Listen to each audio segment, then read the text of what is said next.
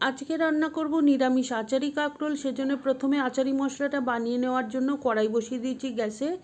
Dry roast করে নেব 1 চা চামচ গোটা জিরে, 1 চা চামচ গোটা ধনে, 1 চা চামচ মৌরি, 1 চা চামচ কালো সর্ষে, হাফ চা চামচ মেথি, হাফ চা চামচ জোয়ান, একটা শুকনো লঙ্কা।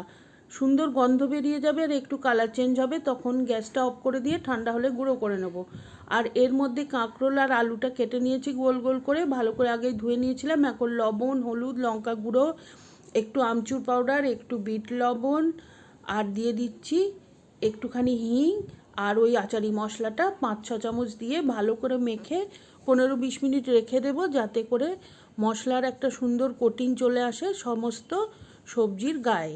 তারপর কড়াইতে সর্ষের তেল গরম করে 1 চা চামচ কালো জিরে ফোড়ন দিয়েছি। ফোড়নে সুন্দর গন্ধ বের হয়ে গেলে ভিজিয়ে রাখা আলু এবং কাঁকরোলটা দিয়ে প্রথমে হাই হিটে 2 মিনিট ভালো করে নাড়াচাড়া করে ভেজে নেব। তারপরে ঢাকনা দিয়ে একদম লো হিটে একটুখানি ভালোভাবে নেড়েচেড়ে ভেজে নিলে সেদ্ধ হয়ে গেলেই তৈরি হয়ে গেল আচারি কাঁকরোল। গরম ভাতের সাথে পরিবেশন করুন।